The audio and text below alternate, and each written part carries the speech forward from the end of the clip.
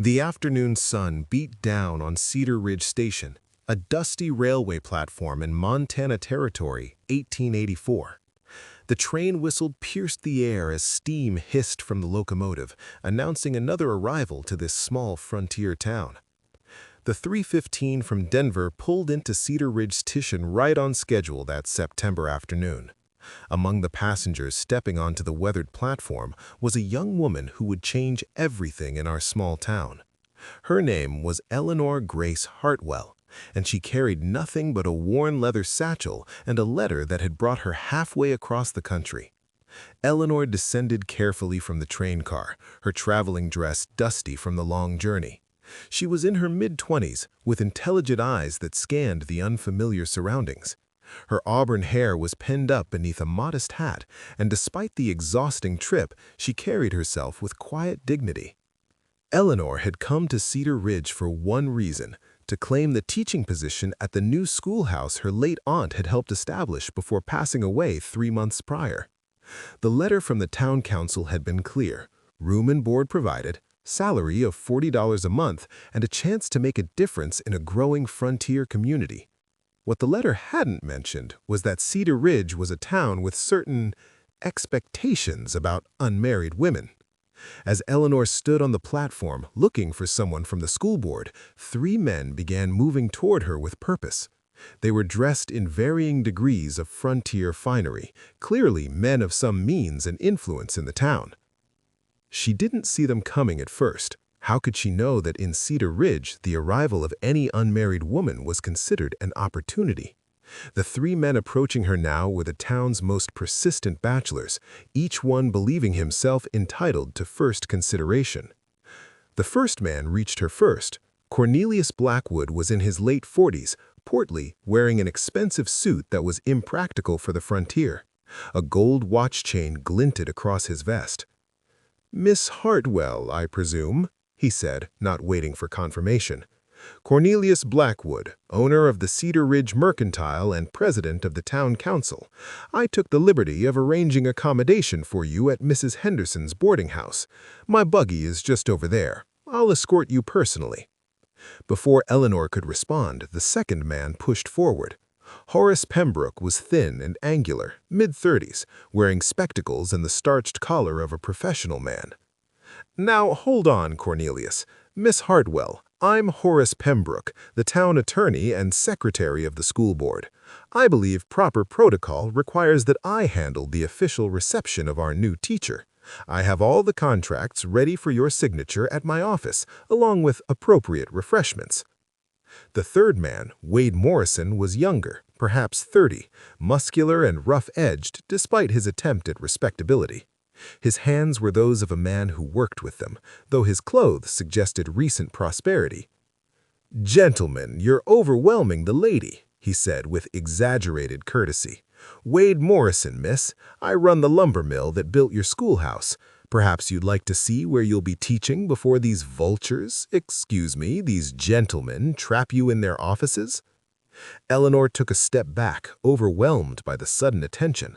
Her hand tightened on her satchel. Gentlemen, I appreciate your welcome, but I was told someone from the school board would meet me." Blackwood cut her off. "I am the school board president, as I mentioned. Now, we really should get you settled. A woman alone at the station is quite inappropriate. The contracts must be signed before any teaching can commence. It's a legal requirement. The schoolhouse is right on my land. I think that gives me certain rights to—" A shadow fell across the group. The 3 men fell silent mid-sentence. Eleanor looked up to see a tall figure standing a few feet away. That's when Jacob Reese stepped in. Jake was different from most men in Cedar Ridge, quieter, harder to read, and respected in a way that had nothing to do with money or position. He owned the Triple R Ranch, 10,000 acres of prime grazing land north of town. But it wasn't his land that made men step aside when he approached. It was something in his eyes, something in the way he carried himself, that suggested crossing him would be a poor decision. Jacob Reese was in his early 30s, tall and lean, wearing practical ranch clothes. dusty jeans, a worn leather vest over a blue work shirt, and a wide-brimmed hat that shadowed his angular face. His presence seemed to reduce the noise around them. "Gentlemen," he said quietly, but his voice carried effortlessly. The three men turned, and their aggressive posturing immediately deflated. "Reese," Blackwood said stiffly, "this doesn't concern you. We're simply welcoming our new teacher." Jacob's eyes moved to Eleanor for the first time. "Miss Hartwell?" "Yes," she answered, meeting his gaze with surprising steadiness. "Your aunt was Josephine Hartwell?" A flicker of emotion crossed Eleanor's face. "She was. Did you know her?" "She was a good woman," Jacob said, his tone level. "Helped my sister learn to read before the sickness took her." He paused, then continued in the same quiet voice. "She wrote to me before she passed, asked me to keep an eye out for you if you came." Blackwood recovered his bluster. "Now see here, Reese, we have proper procedures." Jacob's gaze remained on Eleanor. "She's under my protection." The simple statement landed like a thunderclap. The three men froze. "Your protection?" Pembrook sputtered. "What right have you—" Jacob finally turned his gaze at the three men, and something in that look made them all take a small step back. "The right her aunt gave me, Miss Hartwell, if you'll accept it." Eleanor studied him for a long moment. There was something in his weathered face that reminded her of the steady, honest men her father used to respect back east, men who said little but meant what they said. "I accept," she said quietly. "Before we dive deeper into this story, can you tell me where you're watching from? I would love to know how far this story travels.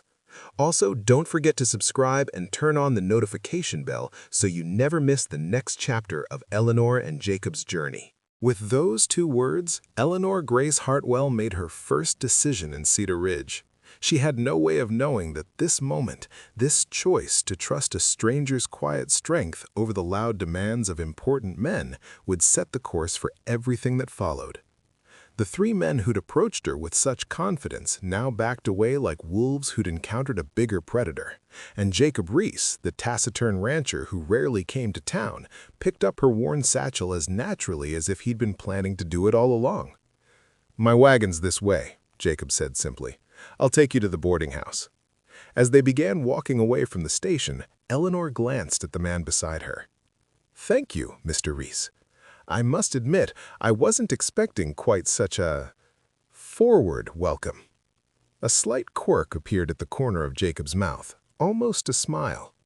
"Cedar Ridge doesn't get many unmarried women, Miss Hartwell, especially educated ones. You'll find the attention persistent."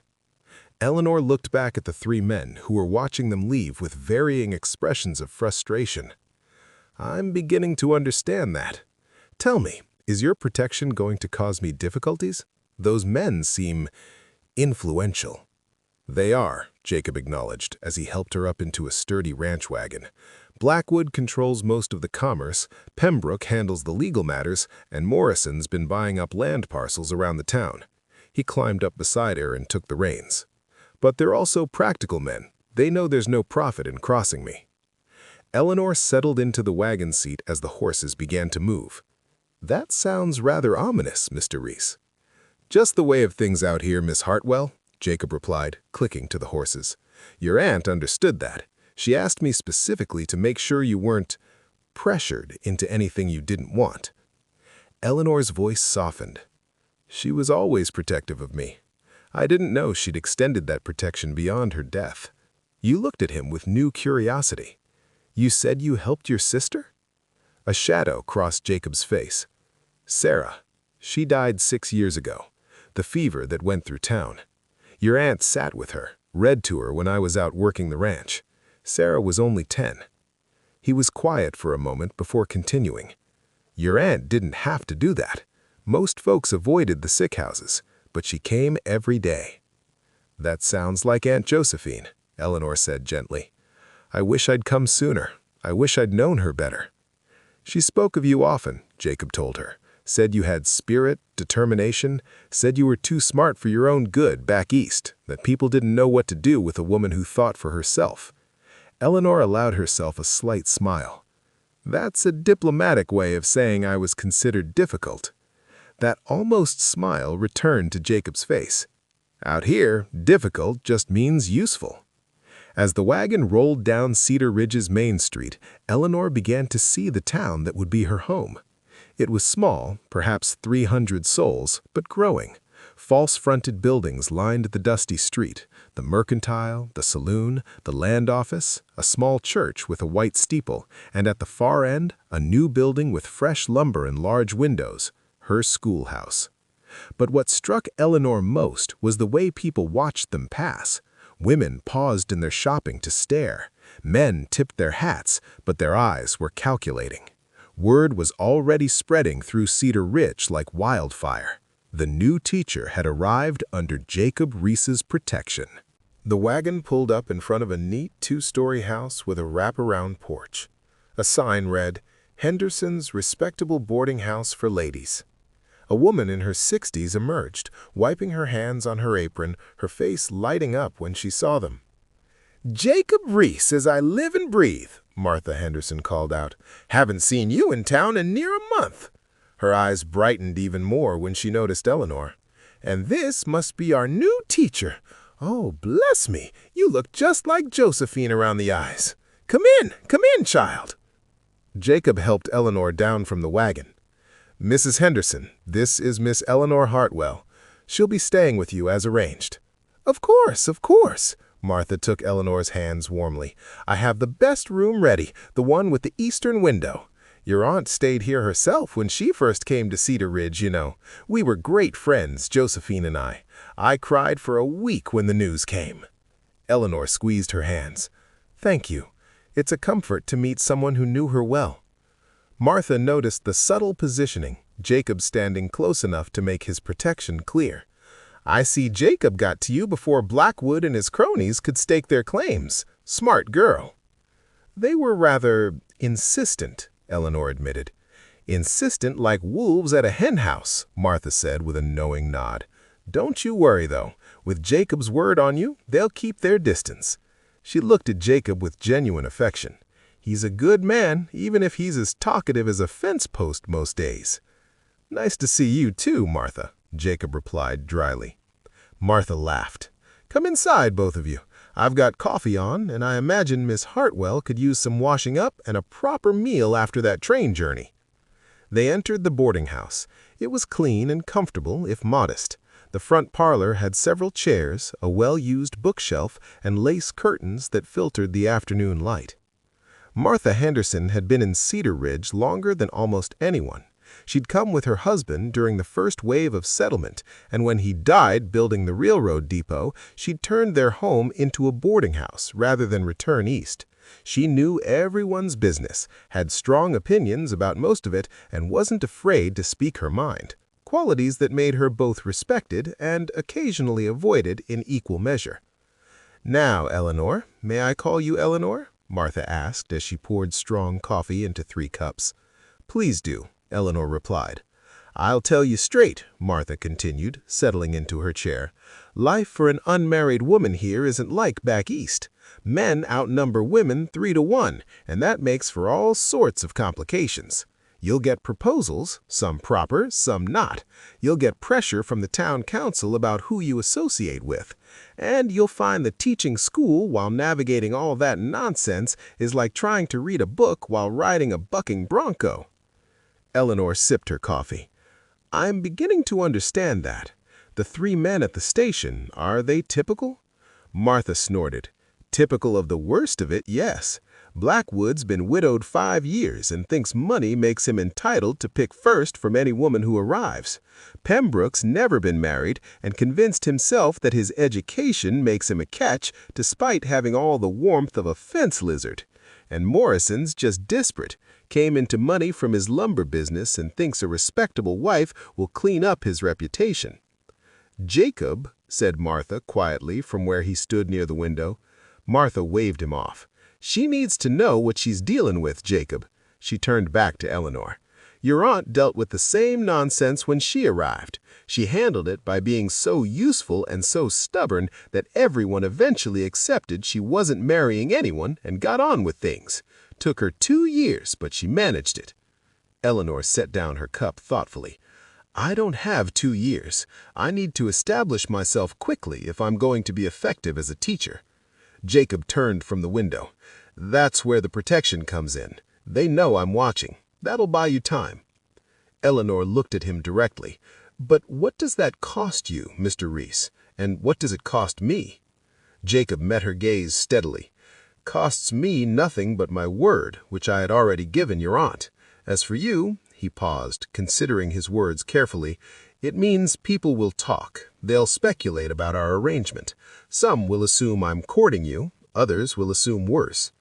"And the truth?" Eleanor asked. "The truth is, I promised your aunt I'd make sure you had a fair chance here. That's all." He set down his coffee cup. "I should go. I've got stock to see to before dark. Mrs. Henderson will get you settled." "Jacob, stay for supper," Martha insisted. "It's the least we can do." Jacob shook his head. "Another time." He looked at Eleanor. "I'll be in town Saturday for supplies. If you need anything before then, send word to the R. Anyone can tell you where it is." Eleanor stood. "Mr. Reese, Jacob, thank you. I know I don't fully understand what you've done for me yet, but I'm grateful." Jacob tipped his hat. "Your aunt was good to Sarah when it mattered. This is just returning the favor." He headed to the door, then paused and turned back. "One more thing, Miss Hartwell. Don't let anyone tell you how to do your job. Your aunt taught these children that books and learning matter. They need someone who believes that, not someone who'll just teach them to be quiet and obedient. Cedar Ridge needs more people who think for themselves, not fewer." He left before she could respond. Martha chuckled softly. "Now that's more words I've heard Jacob Reese string together in a year. You've made an impression, dear." Eleanor was still looking at the closed door. "He's not what I expected." "No one ever is out here," Martha said, standing briskly. "Come on, let me show you to your room. You'll want to rest before dinner. Tomorrow you can see the schoolhouse and meet some of the children." She waited until Eleanor looked at her. "And Eleanor, Jacob Reese is one of the good ones. There aren't many men who'd stand up to Blackwood and his ilk without wanting something in return. Your aunt knew that. Trust her judgment." "I'm trying to," Eleanor said softly. That evening, as Eleanor unpacked her few belongings in the small room with the eastern window, she found herself thinking not about the overwhelming welcome at the station, not about the challenges of teaching in a frontier town, but about a quiet rancher with gray-blue eyes who'd stepped in without hesitation when she needed help. She didn't know yet that Jacob Reese rarely came to town, that his appearance at the station had been deliberate, that he'd ridden in specifically because he knew the train was arriving and had suspected what might happen. She didn't know that he'd been keeping his promise to her aunt for 3 months, waiting for Eleanor's arrival. But she would learn, in time, that Jacob Reese was a man who kept his promises, no matter what it cost him. And that, in Cedar Ridge, was worth more than money, education, or position combined. Morning sunlight streamed through the large windows of the new schoolhouse as Eleanor stood in the center of the single large room taking in her new domain. 20 desks in varying sizes, a large slate board at the front, bookshelves still mostly empty, and the smell of fresh pine lumber. The Cedar Ridge schoolhouse was the pride of the community, or at least it was supposed to be. Built with lumber from Morrison's mill, funded partly by Blackwood's mercantile profits and partly by territorial education grants that Pembrook had secured, it represented the town's aspirations to civilization. But, as Eleanor would soon discover, aspirations and reality often diverge in frontier communities. The door opened, and a young woman entered, perhaps 19, carrying an armload of books. She was pretty in a wholesome way, with blonde hair and a friendly smile. "Oh, you must be Miss Hartwell," she said, slightly breathless. "I'm Sarah Beth Cooper. I've been helping organize the schoolhouse since your aunt, well, since we knew we'd need a new teacher." She set down the books carefully. "These are from your aunt's personal collection. Mrs. Henderson thought you should have them." Eleanor was touched, running her hand over the worn spines. "Thank you. That's very thoughtful. And please, when we're alone, call me Eleanor." Sarah Beth's face lit up with delight. "And you can call me Sarah Beth. Everyone does." She looked around the room. "What do you think? It's not much compared to Eastern schools, I imagine, but—" "It's wonderful," Eleanor said firmly. "Large windows for light, plenty of space, and these desks are well made. We can do good work here." Sarah Beth visibly relaxed. "I'm so glad you think so. I was worried you might be disappointed. We're not very sophisticated here." Eleanor began arranging books on a shelf. "Sophistication is overrated. I'd rather have students who want to learn and a community that values education." Sarah Beth hesitated before speaking again. "About that, I should probably tell you that not everyone is happy about the school. Some of the ranchers think it's a waste of time when children could be working, and some folks think teaching girls anything beyond basic reading is unnecessary."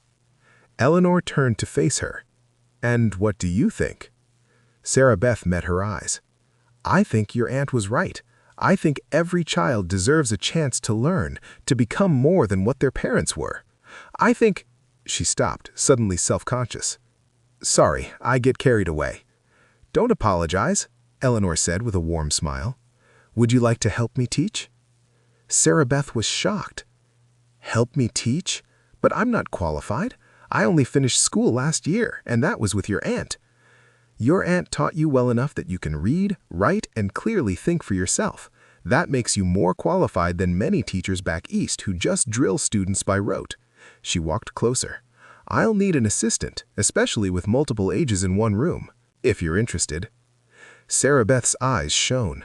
"I'd love to. But I should tell you, my father owns the feed store, and he expects me to marry soon. He's been pressuring me toward Horace Pembrook." "The charming attorney from the station?" Eleanor asked dryly. "The same. My father thinks it's a good match. Professional man, stable income, respectable. He thinks teaching school is just a way to meet a husband, not a real profession." Eleanor's voice became quietly intense. "Then we'll prove him wrong, both of us." Footsteps on the porch interrupted them. The door opened to reveal Cornelius Blackwood, looking official and self-important with papers in his hand. "Miss Hartwell, good morning," he announced.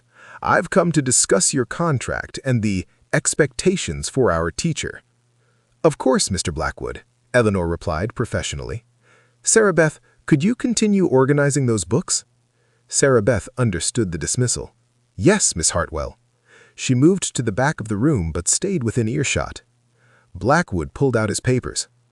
"Now, as president of the school board, I want to make several things clear. Your salary is $40 per month, paid at the end of each month. You're expected to teach 6 days a week, Monday through Saturday, from 8 in the morning until 3 in the afternoon. Sundays, you'll be expected to attend church and provide a good moral example for the community." Eleanor read through the contract carefully. "That's all very standard. I have no objections." Blackwood leaned closer, his tone becoming more personal. "However, there are additional considerations for a woman in your position.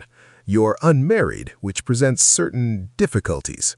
The board feels, I feel, that it would be more appropriate if you had proper guidance from a respected member of the community." Eleanor looked up from the contract. "Proper guidance?" "You'll have questions about curriculum, about discipline, about which families are appropriate for you to associate with," Blackwood said importantly. "I'm prepared to offer my advice on such matters, perhaps regular dinners to discuss the school's progress." "Mr. Blackwood," Eleanor said calmly, "I appreciate your concern, but I believe I'm capable of managing the school independently.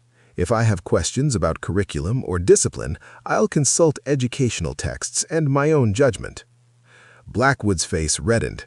"Miss Hartwell, you may not understand how things work in Cedar Ridge.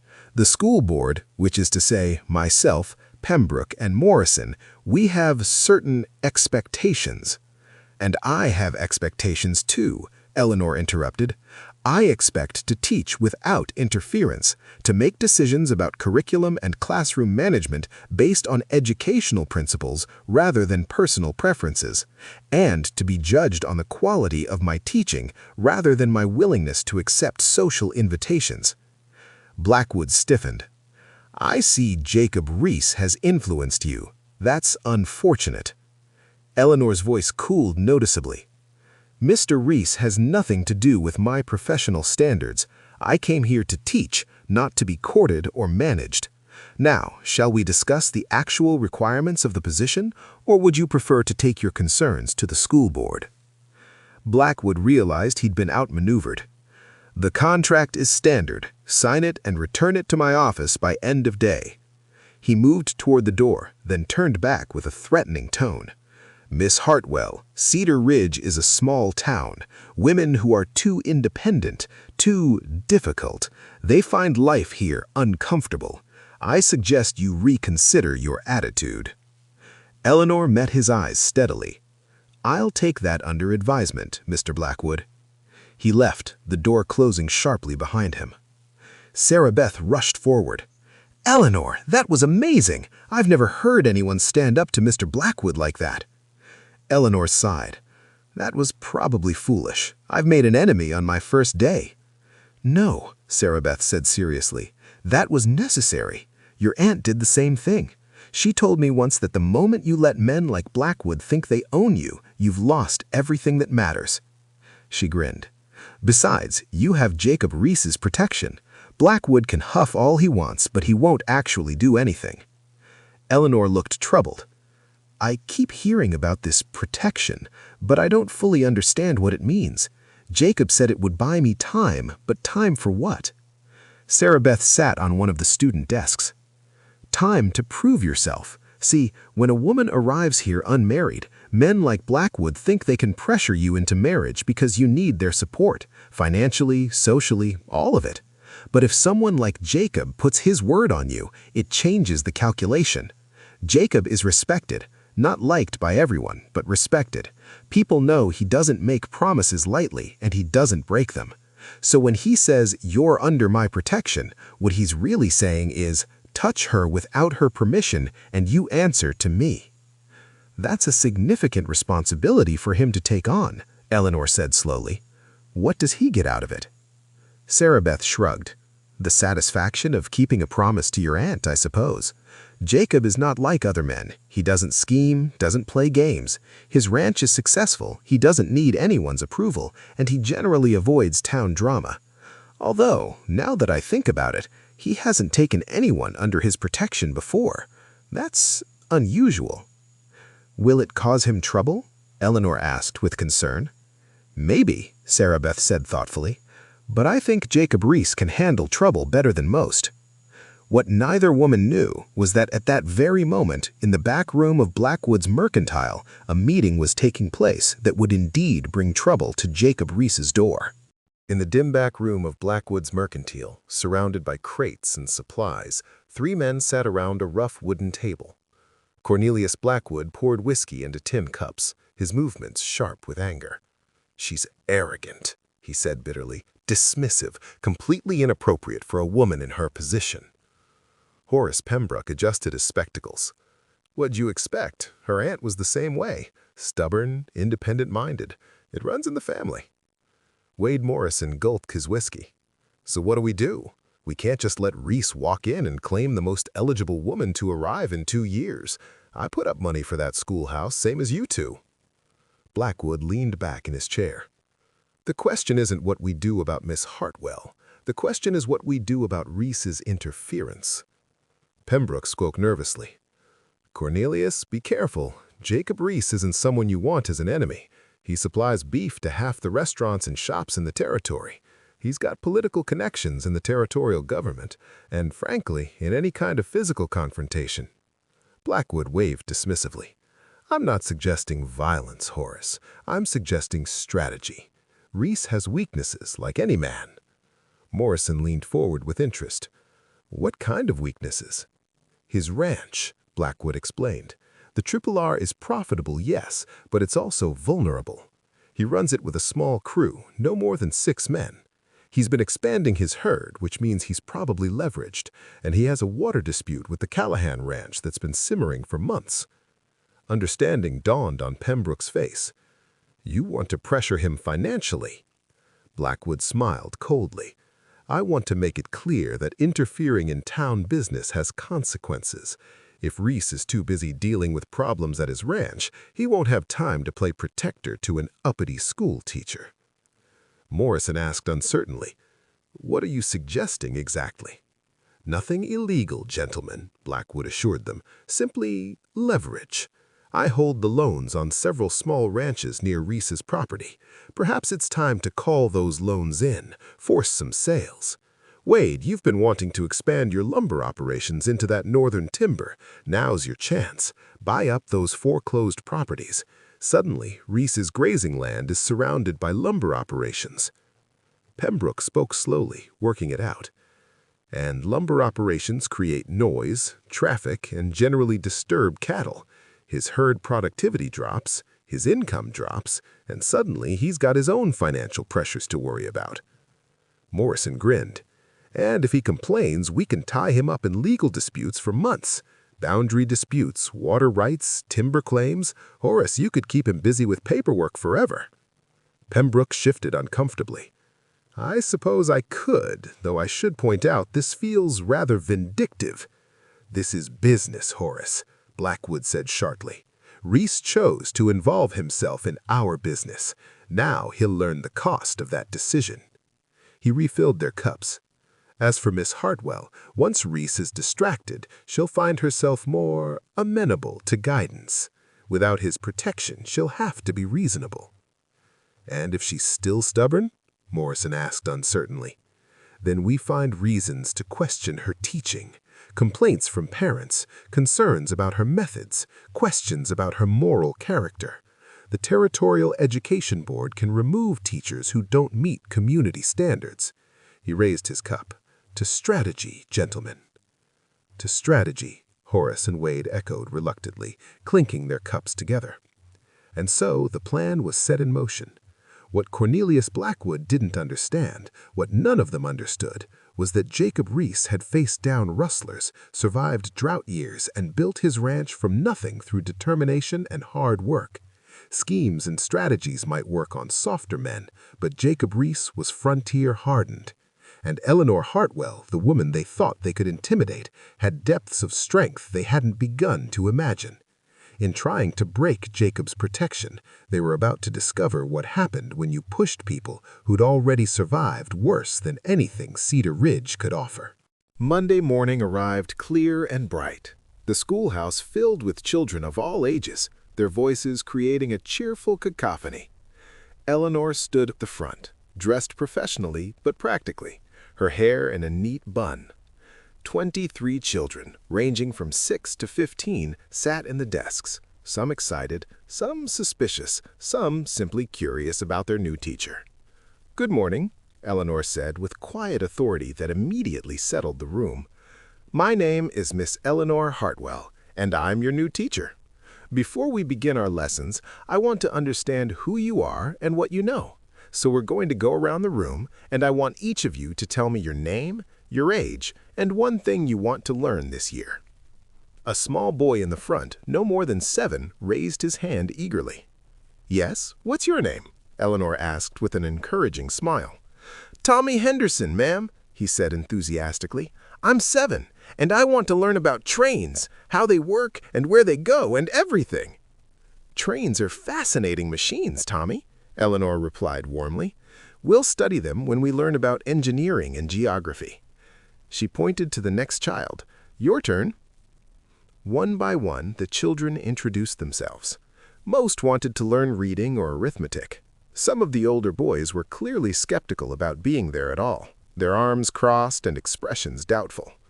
Then a girl of about 13, sitting in the back with a defiant posture, spoke up. "Mary Callahan, 13. She announced flatly, "and I don't want to learn anything. My father says school is a waste for girls, but the territorial law says I have to be here until I'm 14, so here I am." Eleanor walked toward her calmly, her footsteps measured and deliberate. "Tell me, Mary, can you read?" Mary answered defensively. Some, enough to read the Bible and recipes. And arithmetic? I can count money and measure for cooking. Eleanor stopped near Mary's desk, her tone thoughtful rather than confrontational.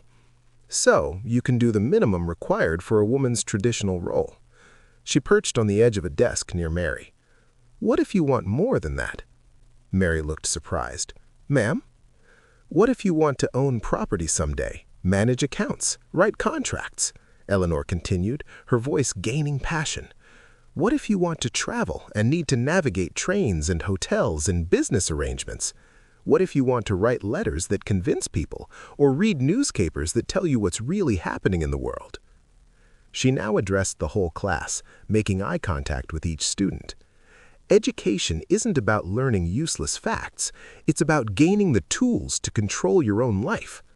My aunt, your previous teacher, Miss Josephine Hartwell, believed that every person, regardless of age, gender, or family circumstances, deserves the chance to choose their own path.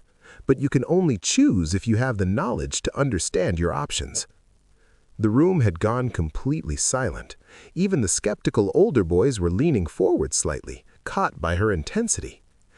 I'm not here to force you to learn. I'm here to offer you an opportunity. What you do with that opportunity is up to you. But I promise you this, I will never waste your time with meaningless busy work. Everything we study in this room will be something you can use, whether that's on a ranch, in a store, running a household, or building something entirely new. A boy of about 14 in the back raised his hand tentatively. I'm Ben Callahan, Miss Hartwell, Mary's brother. I want to learn surveying and engineering. My father says it's foolish, that ranching is the only life worth living, but I see how the railroad changed everything. I want to understand how to build things that last. Eleanor's eyes lit up. That's an excellent goal, Ben. We'll study mathematics, geometry, and practical engineering principles. By the end of this year, you'll be able to calculate land surveys and understand basic structural engineering. Mary was staring at her brother in surprise. She'd never heard him speak up like this before. The introductions continued, and Eleanor began to see the texture of her classroom. The Henderson twins, 8-year-old boys who finished each other's sentences, little Sophie Morrison, Wade Morrison's 6-year-old daughter being raised by her father after her mother died in childbirth, the 3 Yates children whose father worked at the lumber mill, and more, each carrying their own story, their own dreams, their own struggles. By lunchtime, Eleanor had assessed reading levels, assigned initial seats, and begun her first lesson on the importance of observation. She had them look out the windows and write down everything they noticed, then share their observations. It was simple, but it taught them that their perspectives mattered. As the children ate their lunches outside, Sarah Beth approached Eleanor with an impressed expression. You're a natural. Even Mary Callahan was paying attention by the end. Eleanor was organizing papers at her desk. Mary's not the problem. The problem is that she's been told she doesn't matter enough times that she believes it. Changing that belief will take time. Her father is difficult, Sarah Beth warned. John Callahan is one of those men who thinks the old ways are the only ways. He's not going to be happy when he hears you're encouraging his children to think beyond ranching. Then Mr. Callahan and I will have a conversation. I'm not here to make enemies, but I'm not here to perpetuate limitations. Through the window, they could see Jacob Reese riding down the main street on a large bay horse. He wasn't heading toward the schoolhouse, but Eleanor found herself watching until he disappeared from view. Sarah Beth noticed and smiled knowingly. He usually avoids town, but he's been here 3 times in the last week. That's unusual. Eleanor felt her cheeks warm slightly. He's probably just attending to business. Sarah Beth said with barely concealed amusement. Business.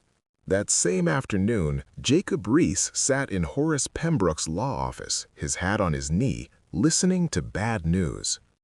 The Callahan Ranch is claiming that your northern water access is actually on their land, Pembrook explained, shuffling papers on his desk. They've hired a surveyor from Denver who's contesting the original survey from 1878. Jacob's expression didn't change, but his eyes grew colder. That water access has been part of the Triple R since my father bought the land. The boundaries were clear. Well, apparently there's some ambiguity in the original land grant documentation, Pembrook continued, avoiding Jacob's gaze. These things happen with older claims. It could take months to resolve, possibly a year. In the meantime, Callahan is within his rights to restrict access to the disputed water source. Jacob leaned back in his chair. That water source feeds half my northern pasture. Without it, I'll have to move my herds south, which means overcrowding, which means lower weight gains and potential disease. Callahan knows that.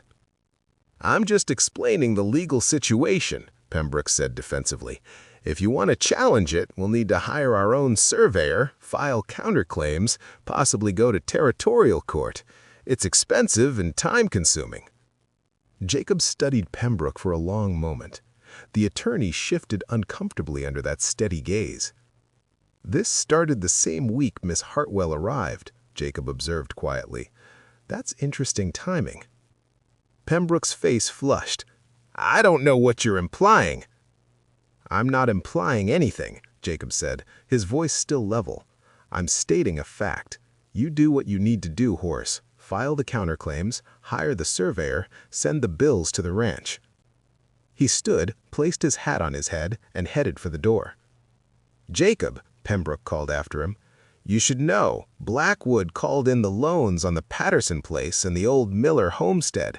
Morrison's buying both properties. They border your eastern grazing land.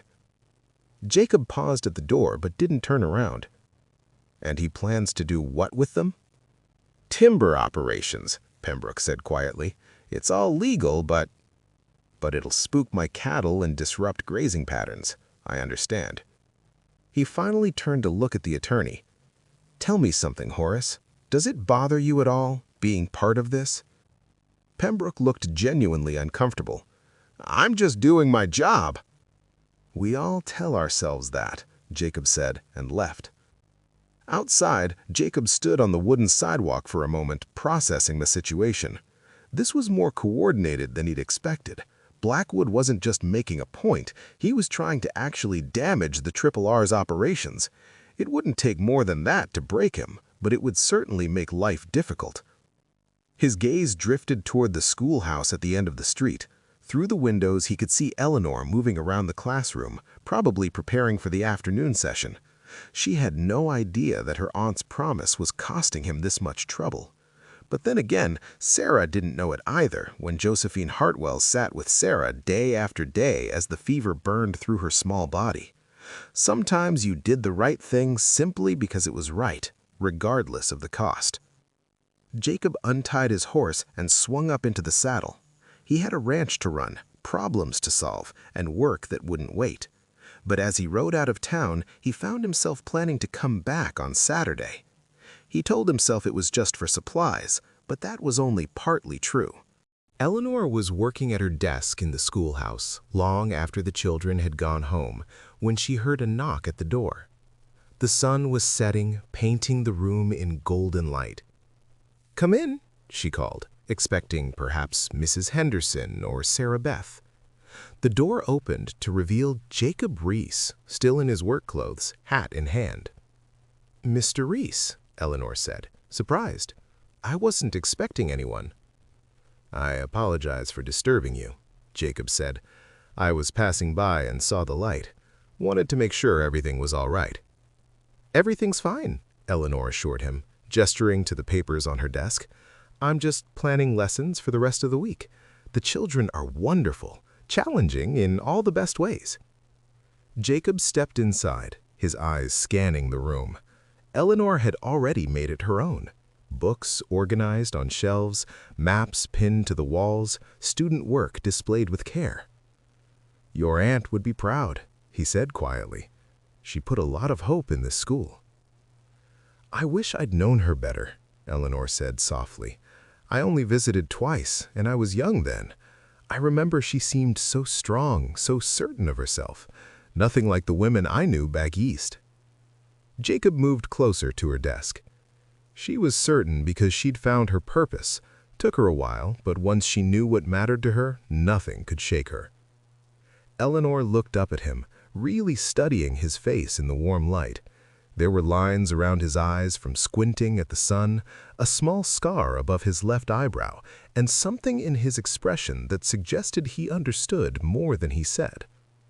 "Can I ask you something?" "You can ask anything." "Why did you really agree to protect me? And please don't just say it's because of what my aunt did for Sarah. That's part of it, I'm sure, but there's something else." Jacob was quiet for a moment, considering his answer carefully. He pulled a chair over and sat down across from her, a gesture that felt significant. This man who always seemed ready to leave, suddenly choosing to stay. "You're right," he admitted. "It's not just about returning a favor." He turned his hat in his hands, looking at it rather than at her. "I watched what happened to your aunt when she first arrived, saw how men like Blackwood tried to control her, limit her, make her fit into their idea of what a woman should be. She fought it, but it cost her. Took years before people accepted her on her own terms." He finally looked up, meeting Eleanor's eyes directly. "When she wrote to me about you, she said you were brilliant, but that the world back east had no room for brilliant women who wouldn't pretend to be less than they were. She said you deserved a chance to show what you could do without men constantly standing in your way." Eleanor felt her throat tighten with emotion. "She said that?" "In her last letter," Jacob confirmed. "She was sick by then, knew she didn't have much time. She made me promise that if you came, I'd make sure you got a fair chance. Not special treatment, just fairness. The opportunity to succeed or fail based on your own merit. And the protection? Is the only way to guarantee that fairness," Jacob finished. "Without it, Blackwood and his friends would never let you breathe. They'd pressure you, court you, undermine you, until you either married one of them or left town. I'm just creating space for you to do your job." Eleanor studied him for a long moment.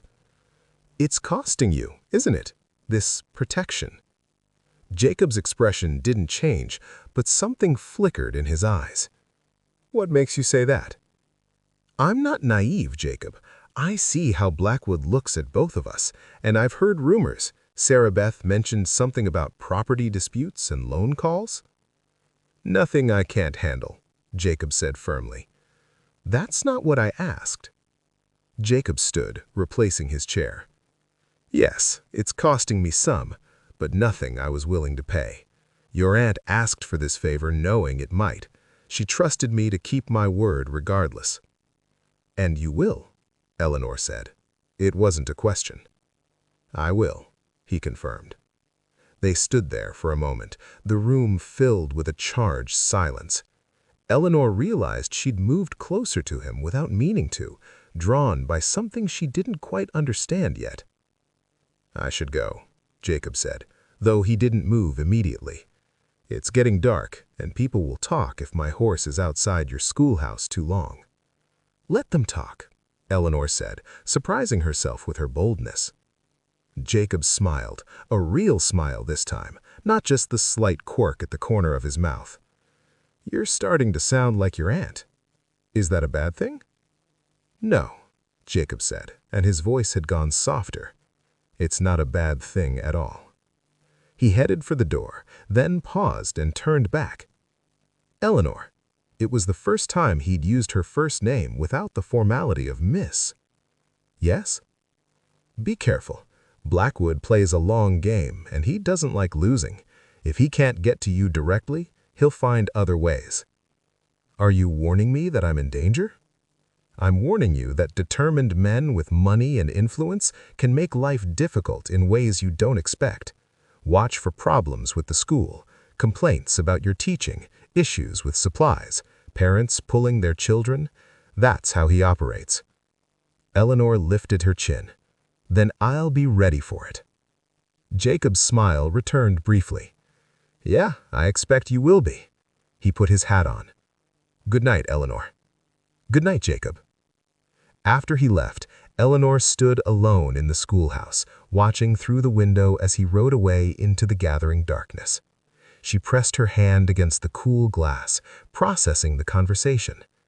She'd come to Cedar Ridge expecting challenges, expecting to have to prove herself, but she hadn't expected Jacob Reese. Hadn't expected the way his quiet strength made her feel both protected and capable at the same time. Hadn't expected to care about what it cost him to keep a promise to a dead woman. And she certainly hadn't expected to feel this pull towards a man she barely knew, this sense that something significant was beginning between them. Outside, the last light faded from the sky, and Cedar Ridge settled into evening. In homes across town, people talked about the new teacher and Jacob Reese. Speculation ran wild. Were they courting? Would they marry? What did it mean? But in Blackwood's mercantile, locked away in his private office, Cornelius was planning his next move. The water dispute was in motion, the lumber operations would begin within weeks, and tomorrow he would make some very specific visits to certain parents, planting seeds of doubt about Miss Hartwell's teaching methods. If he couldn't have her, he would make sure Cedar Ridge was too uncomfortable for her to stay. And if Jacob Reese wanted to play protector, he would learn that protection came with a price he might not be willing to pay. Wednesday morning started normally enough. Eleanor arrived at the schoolhouse early, as was her habit, to prepare for the day's lessons. But as she approached the door, she noticed something wrong. The lock had been broken. Inside, the schoolhouse was in disarray. Books had been pulled from shelves and scattered across the floor. Her carefully organized papers were strewn everywhere. The slate board had crude words scratched into it, words questioning her character and virtue. Eleanor stood in the doorway, her hands clenched into fists, fighting the urge to cry from sheer frustration and anger. "Oh no," came Sarah Beth's voice from behind her. "Oh, Eleanor, I'm so sorry." Eleanor turned to see Sarah Beth staring at the destruction, her face pale with shock. "Who would do this?" Sarah Beth whispered. "Someone who wants me to leave," Eleanor said, her voice tight with controlled emotion. "Or someone who is paid to make it look like the town doesn't want me here." She stepped into the room and began picking up books, her movements sharp with anger. Sarah Beth joined her, and together they worked in silence for several minutes. "We should report this to the marshal," Sarah Beth suggested. "And tell him what?" Eleanor replied bitterly. "That someone broke in and made a mess? He'll say it was probably just drifters passing through. There's no proof of who did it." They had just finished cleaning up when the children began arriving. Eleanor had managed to erase most of the offensive words from the slate board, but some scratches remained visible. She positioned herself in front of the board, hoping the children wouldn't notice. The morning lessons proceeded, though Eleanor's mind was only half on the material. She kept wondering who had done this and whether it would happen again. At lunchtime, as the children played outside, there was a knock at the door. Eleanor opened it to find 3 women standing on the porch: Mrs. Callahan, Mrs. Yates, and Mrs. Morrison, Wade Morrison's sister, who was raising his daughter Sophie. "Miss Hartwell," Mrs. Callahan said, her voice cold, "we'd like to speak with you about our children's education." Eleanor invited them in, her stomach sinking. This was what Jacob had warned her about. Mrs. Callahan spoke first. "My husband and I are concerned about what you're teaching our children. We've heard reports that you're encouraging them to question their parents' decisions and to have ambitions above their station. I'm teaching them to think critically and to understand they have choices in life. That's not the same as questioning parental authority." Mrs. Yates jumped in. "My boys came home talking about engineering and mathematics as if they might pursue professional careers. We're a working family, Miss Hartwell. My husband works at the mill. Our boys will work at the mill. False hopes don't help anyone." "What if they don't want to work at the mill?" Eleanor asked quietly. "What if they have different talents, different dreams?" "Dreams don't put food on the table," Mrs. Morrison said sharply. "Practical skills do. Your aunt understood that. She taught the basics, reading, writing, arithmetic, but she didn't fill children's heads with impossible notions." Eleanor felt her temper rising, but forced herself to remain calm. "My aunt taught children to value learning for its own sake. She believed education opened doors. That's exactly what I'm doing." "Well, we're not satisfied with your approach," Mrs. Callahan declared. "We'll be speaking to Mr. Blackwood and the school board. If things don't change, we may have to remove our children from school." After they left, Eleanor sat at her desk with her head in her hands. Sarah Beth had heard everything from where she was organizing materials in the corner. "This is Blackwood's doing," Sarah Beth said angrily. "He probably spoke to those women yesterday, told them what to say." "Probably," Eleanor agreed wearily. "The question is, what do I do about it?" "You keep teaching," came a voice from the doorway. Both women turned to see Jacob standing there, his expression serious. "How much did you hear?" Eleanor asked. "Enough," Jacob replied, stepping inside. "And I saw the broken lock when I rode past this morning. Came back to check on you." Eleanor gestured helplessly at the schoolhouse. "Someone broke in last night, made quite a mess, and now I have parents complaining about my teaching." Jacob's jaw tightened. Blackwood moves fast. "What am I supposed to do?" Eleanor asked, and for the first time since arriving in Cedar Ridge, she sounded genuinely uncertain. "I can't change how I teach, but if parents pull their children, the school board will have grounds to dismiss me." Jacob walked closer, his presence somehow steadying. "You do exactly what you said you'd do. You keep teaching. The best defense against Blackwood's lies is proving him wrong. Most of those parents want what's best for their children. Once they see actual results, once they see their children learning and growing, the complaints will stop. And if they don't, then we deal with that when it comes," Jacob said firmly. "But you don't back down. The moment you compromise what you believe in to appease him, he wins." Eleanor looked at him, drawing strength from his certainty. "You make it sound simple." "It's not simple," Jacob acknowledged, "but it is clear. Stand your ground. Teach the way your aunt taught, with integrity and passion. The children will respond, and the parents will see it." Sarah Beth spoke up. "He's right, Eleanor. Half the adults in this town learned to read because of your aunt. They remember what she did for them. Blackwood can manipulate a few families, but he can't change everyone's memory of what good teaching looks like." Eleanor straightened her shoulders. "All right, no compromises. I teach the way I believe is right, and we let the results speak for themselves." "That's the spirit," Jacob said with approval. He turned to leave, then paused. "I'll fix your lock before I head back to the ranch, and I'll have one of my men ride past the schoolhouse at night for the next few weeks, just to make sure there aren't any more incidents." "You don't have to do that," Eleanor protested. "I know, but I'm going to anyway." After he left to work on the lock, Sarah Beth gave Eleanor a knowing look. "He cares about you." "He's keeping a promise to my aunt," Eleanor said, but her voice lacked conviction.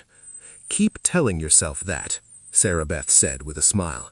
"But I've known Jacob Reese for 5 years, and I've never seen him look at anyone the way he looks at you."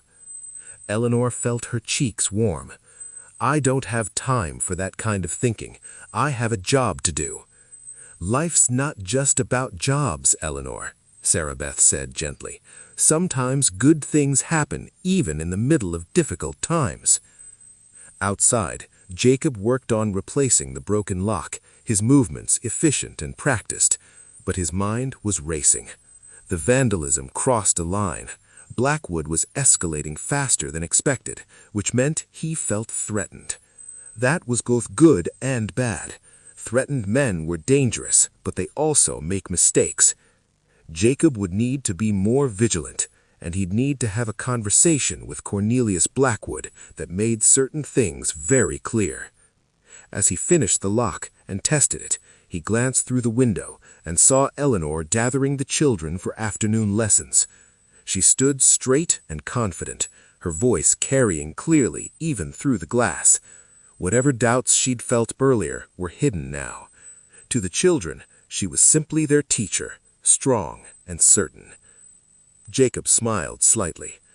Josephine Hartwell had been right about her niece. Eleanor had steel in her spine.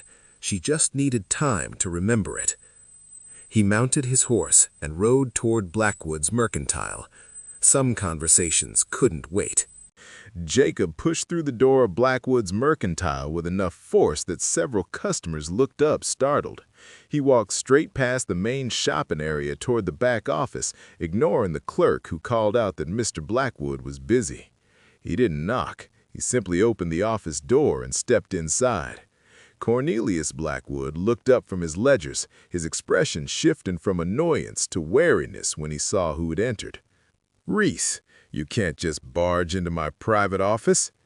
"The schoolhouse was vandalized last night," Jacob interrupted, his voice quiet but carrying an edge that made Blackwood lean back in his chair. "And this morning, 3 parents showed up with complaints about Miss Hartwell's teaching, complaints that sounded remarkably similar, like someone had coached them on what to say."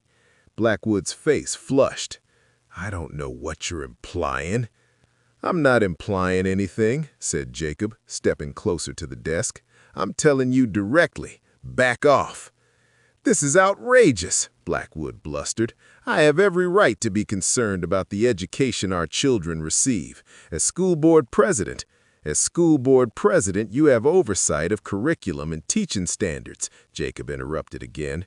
"You don't have the right to vandalize property or manipulate parents into making false complaints." "False?" Blackwood stood, trying to regain his authority. "Those concerns are legitimate. Miss Hartwell is putting ideas in children's heads that don't serve this community's needs." "You mean she's teaching them to think for themselves," Jacob corrected, "and that threatens you because independent thinkers are harder to control." The 2 men faced each other across the desk. Blackwood was taller standing, but Jacob's presence filled the room in a way that had nothing to do with physical size. "You need to understand something, Cornelius," Jacob continued, his voice dropping even lower.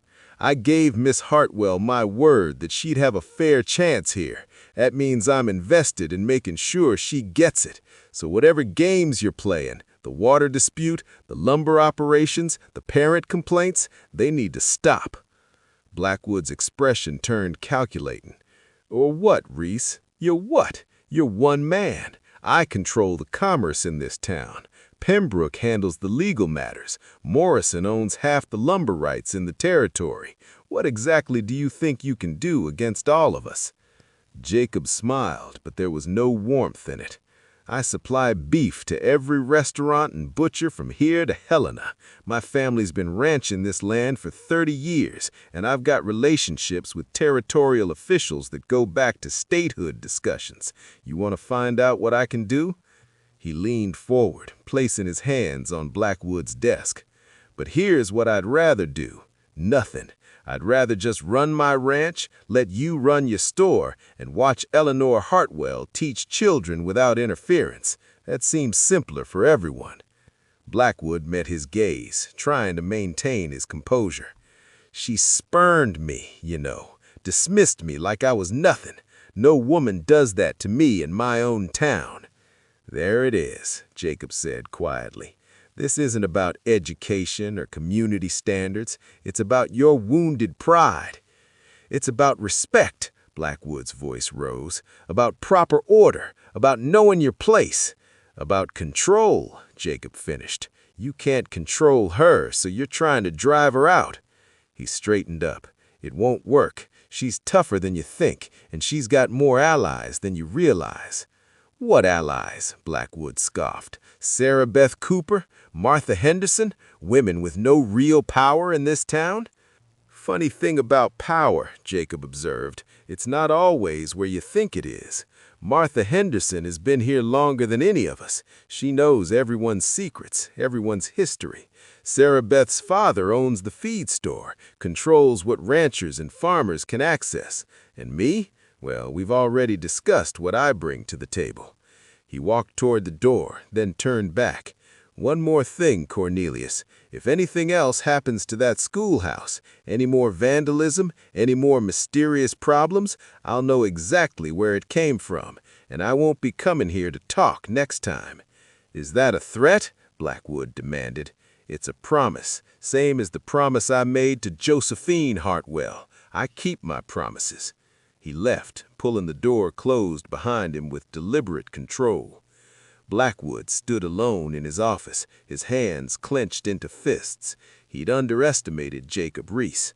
The man wasn't just protective, he was genuinely invested in Eleanor Hartwell's success. That made it more dangerous than Blackwood had calculated. But Cornelius Blackwood hadn't built his mercantile empire by backing down when challenged. If direct approaches wouldn't work, he'd find indirect ones. There were always ways to make someone's life difficult without leaving fingerprints. He sat back down at his desk and began making notes. This wasn't over, not by a long shot.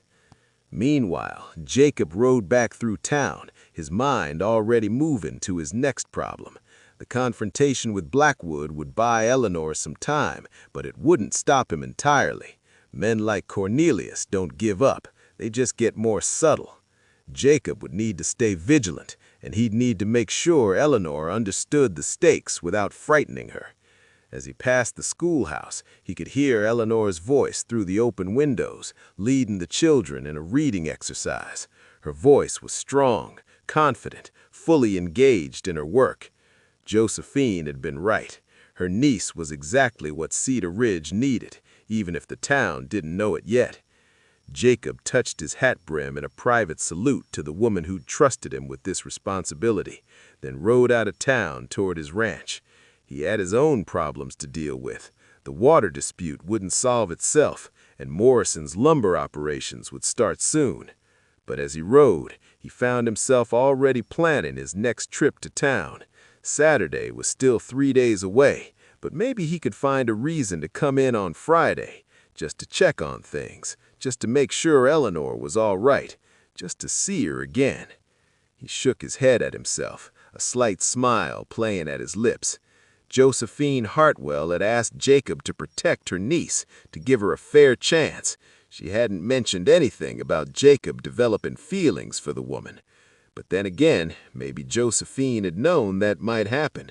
She'd always been perceptive about people. Perhaps she had counted on it, even. The thought made Jacob both uncomfortable and oddly comforted. Time would tell. For now, he had work to do and a promise to keep. 2 weeks passed. Eleanor threw herself into teaching with a passion that surprised even herself. She arrived early every morning and stayed late into the evening, preparing lessons that challenged her students while remaining practical and applicable to their lives. She taught arithmetic using real problems, calculating the cost of supplies, figuring profit margins on cattle sales, measuring land for fencing. She taught reading using newspapers and agricultural reports alongside classic literature. And she encouraged questions, debate, and independent thinking in every lesson. Slowly, results began to show. Ben Callahan, the 14-year-old who wanted to learn surveying, was already working through advanced mathematics. He'd started bringing problems from his father's ranch to class, asking how to calculate the most efficient grazing rotations. Mary Callahan, his sister, who'd proclaimed she didn't want to learn anything, had discovered a talent for writing. Her essays were sharp, observant, and surprisingly moving. Little Tommy Henderson could now identify every major railroad line west of the Mississippi and explain how steam engines worked. And Sophie Morrison, Wade Morrison's 6-year-old daughter, was reading at a level far beyond her years. The children were thriving, and their parents were starting to notice. On a Friday afternoon, as Eleanor dismissed the class, she was surprised to find John Callahan waiting outside. He was a hard-faced man in his 50s, weathered by years of ranch work. and Eleanor braced herself for another complaint. "Mr. Callahan," she greeted him professionally, "what can I do for you?" He shifted uncomfortably, clearly unused to eating his words. "I came to... My wife and we made some complaints about your teaching a couple weeks back." "I remember," Eleanor said carefully. "Well, I'm here to say we might have been hasty," Callahan continued, the words coming with difficulty. "Ben came home last night with calculations for a new irrigation system. Showed me how we could increase water efficiency by 20%. The math was solid, I checked it twice. And Mary, she wrote a letter to the Territorial Agriculture Office about grazing management that was better than anything I could have written myself." He met Eleanor's eyes directly. "My children are learning, Miss Hartwell, really learning, not just memorizing. I was wrong to complain. Blackwood was wrong to ask me to." Eleanor felt a weight lift from her chest. "Thank you for telling me that, Mr. Callahan. It means a great deal." "There's more," Callahan said. "Blackwood's been pressuring several of us ranchers, saying if we don't pull our kids from school or at least complain loudly, we might find our credit at the mercantile suddenly restricted. But I talked to some of the other fathers, and we're done playing his games. Our children's education is more important than Cornelius Blackwood's wounded pride." He tipped his hat. "You keep teaching the way you're teaching, Miss Hartwell. My kids will keep coming." After he left, Eleanor stood alone on the schoolhouse porch, feeling tears of relief prick at her eyes. She'd done it. She'd proven herself through her work, just as Jacob had said she would. Speaking of Jacob, she'd seen him ride past the schoolhouse twice this week, but he hadn't stopped. She told herself it didn't matter, that he was busy with his ranch, that she shouldn't expect or hope for more than the protection he'd promised. But she missed him, missed their conversations, missed the steady calm of his presence, missed the way he looked at her like she was capable of anything. "Eleanor!" Sarah Beth's voice called from inside the schoolhouse. "You have to see this!" Eleanor went back inside to find Sarah Beth holding a basket covered with a cloth. "Mrs. Henderson just dropped this off," Sarah Beth said, pulling back the cloth to reveal fresh bread, preserves, and a pie. "And she said at least 5 other families have left food at the boarding house for you today. Mrs. Yates sent a roast. The Hendersons sent vegetables from their garden. Even Wade Morrison sent a ham." "Why?" asked Eleanor, confused. "Because word is spreading about what you're doing here," Sarah Beth explained, beaming. "The children are going home excited about learning. They're teaching their parents things. You're not just educating the next generation, you're elevating the whole community. People are grateful." Eleanor sat down, overwhelmed. "I'm just doing my job." "You're doing more than that," Sarah Beth said seriously. "You're showing this town what's possible when you invest in education. Your aunt started it, but you are proving it works." That evening, as Eleanor walked back to the boarding house, she noticed something different. People who'd previously ignored her now nodded in greeting. Women who'd been cold now smiled. The town was shifting around her, acceptance replacing suspicion. At the boarding house, Mrs. Henderson met her at the door with the biggest smile Eleanor had seen yet. "You have a visitor," Martha announced. "In the parlor. He's been waiting for 20 minutes. Eleanor's heart jumped. "Jacob?" "Go see for yourself," Martha said with a knowing look. Eleanor entered the parlor to find Jacob standing by the window, his hat in his hands. He turned when he heard her, and something in his expression made her breath catch. "Jacob," she said softly, "is everything all right?" "Everything's fine, actually. Better than fine, actually. I heard about John Callahan's visit today, about the other parents changing their tune." "News travels fast," Eleanor observed. "In a town this size, always," he smiled. "I wanted to congratulate you. You did what I said you'd do. You proved yourself through your work. Blackwood can't touch you now." "Thanks to you," Eleanor said, moving closer. "If you hadn't stood up to him, given me the space to teach—" "You'd have found another way," Jacob interrupted. because that's who you are. I just made it easier." They stood facing each other, the room feeling suddenly smaller, charged with something neither of them had named yet. "Jacob," Eleanor began, then hesitated. "These past 2 weeks, you haven't stopped by the schoolhouse. I thought maybe—" "I was giving you space," Jacob said quietly. "You needed to succeed on your own terms, without people thinking I was influencing things. And I needed to—" He stopped, searching for words. "I needed to figure some things out." "What things?" Eleanor asked, her voice barely above a whisper. Jacob set his hat down on a nearby table, a gesture that felt significant, like he was committing to staying, to this conversation, to whatever came next. "I made a promise to your aunt," he said carefully, "to protect you, to give you a fair chance. That was the extent of it. That's all it was supposed to be." "But," Eleanor prompted when he paused. "But somewhere along the way, it became more than that," Jacob admitted. "Became personal in a way I didn't expect. I started looking for excuses to come to town just to see you.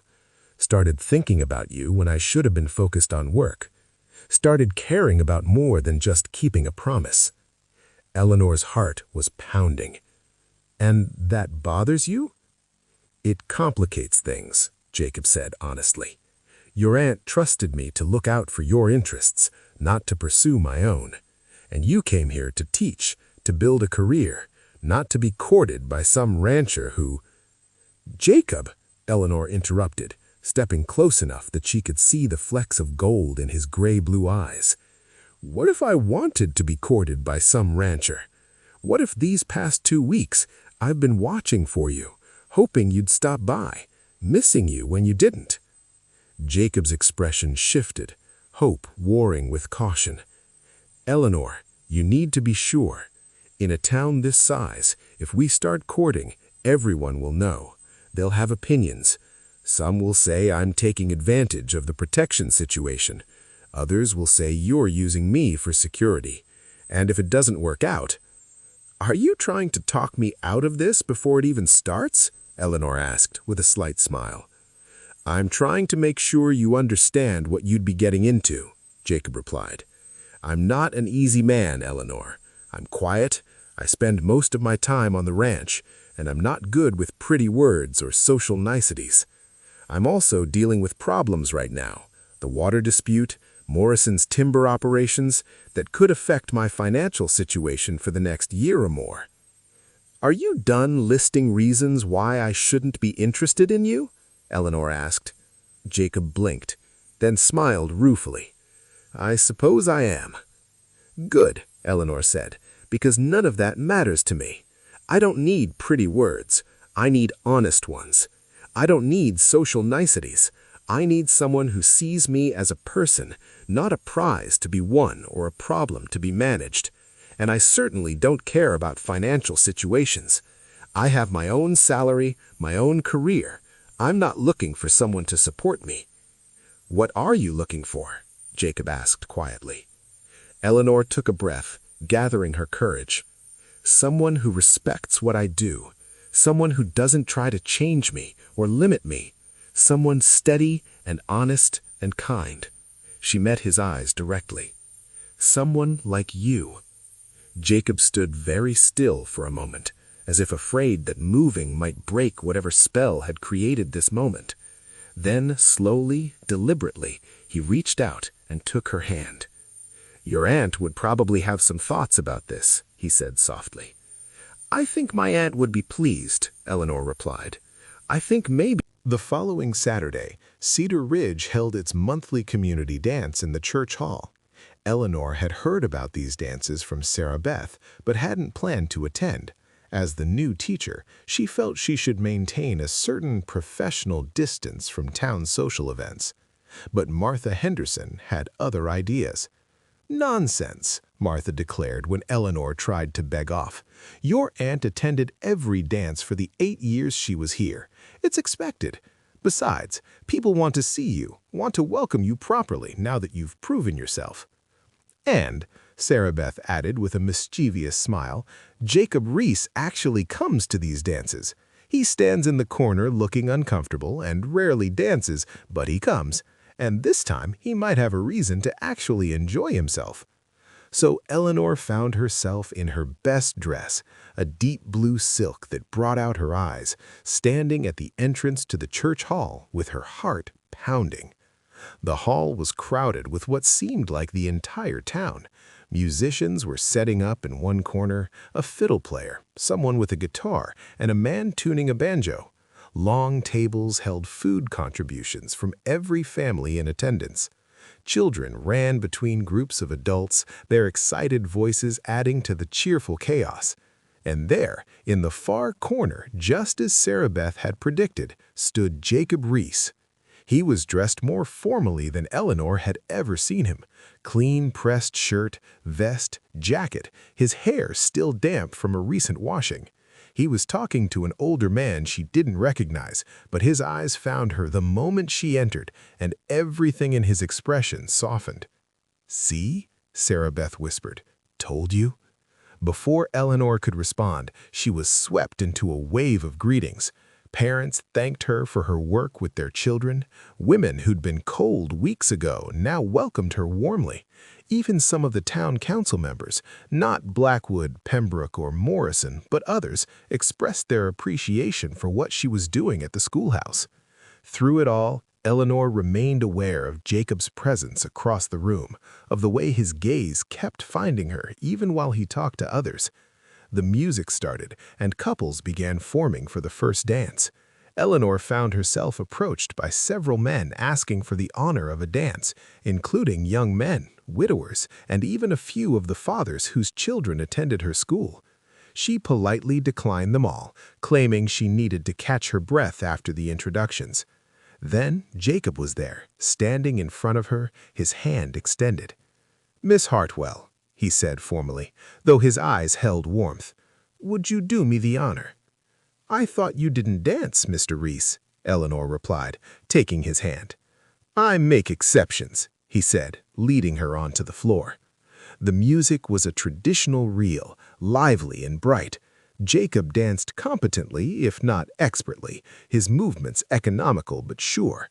What struck Eleanor most was how natural it felt to be held by him, to move with him, to be this close in a room full of people. "You're causing quite the stir," Jacob observed as they moved through the pattern. "Dancing with me, I mean. People are definitely noticing." "Good. Let them notice. I'm tired of hiding how I feel." Jacob's hand tightened slightly on her waist. "And how do you feel?" "Like I found something I didn't know I was looking for," Eleanor answered honestly. "Like this, you and me, make sense in a way nothing else has in a long time." "I know the feeling," Jacob replied. As the dance continued, Eleanor noticed the reactions around them. Martha Henderson beaming with approval, Sarah Beth looking delighted, John Callahan nodding with what looked like satisfaction, other ranchers and farmers watching with interest but not disapproval. And across the room, standing near the refreshment table, Cornelius Blackwood watched with an expression of pure fury. Horace Pembrook stood next to him, looking uncomfortable. "Perhaps we should just accept." "Accept nothing," Blackwood hissed. "This isn't over." But even as he said it, he knew he'd lost. The town had chosen. They'd seen Eleanor Hartwell's worth as a teacher, and they'd accepted Jacob's role in her life. Whatever schemes he might still try would find no support in a community that had made up its mind. Wade Morrison joined them, watching his daughter Sophie dance with the other children, her face lit with joy. "My daughter's reading now," he said quietly. "Really reading. She reads to me every night, stories, articles from the newspaper. She's teaching me things." "Wait," Blackwood began.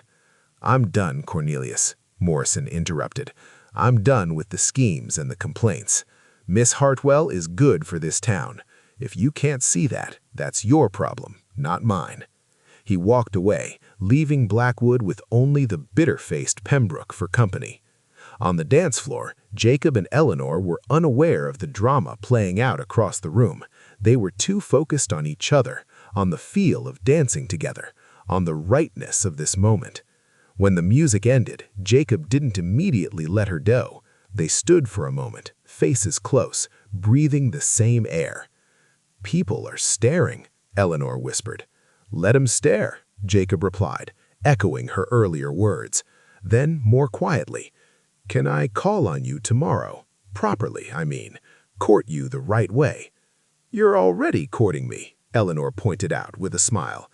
"I mean officially, with flowers and proper visits and everything your aunt would have expected. No more just checking in or protecting from a distance. Real courting." Eleanor's heart swelled. "I'd like that very much." "Tomorrow afternoon, then," Jacob said. "I'll pick you up at 2 o'clock. We can take a ride, have a picnic by the river." "That sounds perfect," Eleanor agreed. They danced twice more that evening, and each time felt more natural than the last. Between dances, they talked with other community members, and Eleanor watched as people accepted them as a couple with remarkable ease. Cedar Ridge had seen them through separate trials, Eleanor proving herself as a teacher, and Jacob standing firm against pressure and schemes, and had decided they belonged together. Later that night, as Eleanor prepared for bed in her room at the boarding house, she reflected on how much had changed in just a few weeks.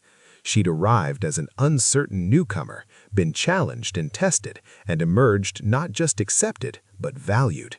And she'd found Jacob, or perhaps he'd found her, or perhaps, and this seemed most likely, Josephine Hartwell had arranged it all from beyond the grave, knowing that her niece and the quiet rancher would be perfect for each other.